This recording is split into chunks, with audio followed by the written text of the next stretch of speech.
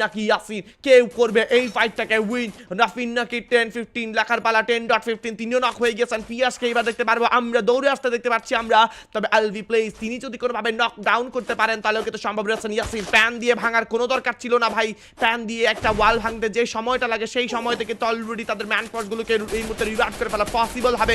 রাদাসকে আমরা দেখতে পারবো এই মুহূর্তে পিয়াসকে হয়তো আপাতত আলভিকে হয়তো নক করে ফেলার পসিবিলিটি রয়েছিল। বাট লেটস সি ভালো ড্যামেজ ওয়াল কই ওয়াল নাই রাইট ড্যামেজ। আরে শাবাশ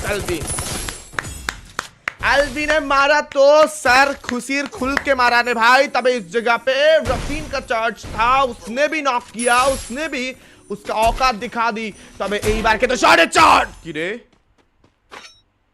এই দুটারে হেডশট মারছে ভাই। দাঁড়াও সন্দেহ লাগতেছে না, বান্দা তো ভালো খেলবে এটা আমি শিওর। এর আগে আমাদের স্ট্রিমে খেলছে ভাই। আমার আইডি নাম রাফিন ভাই, আপনি আমাকে হ্যাকার বলেন ভাই, আমি ফোনে খেলি ভাই। তুমি এমন খেলো ভাই, তোমার হ্যাকার কোয়াসার উপায় নাই ভাই। মানে মানুষজন অতিরিক্ত আলো গেলে মানুষ হ্যাকার করে, ফ্লিকারে মানুষ হ্যাকার করে জানো, কারণ ওই গোটেড ভাই, ওই তো গোট।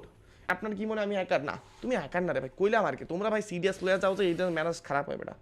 তোমরা হ্যাকার কে কয়? হ্যাঁ তোমরা মিয়া ভালো মানুষ, তোমরা একটা দূর।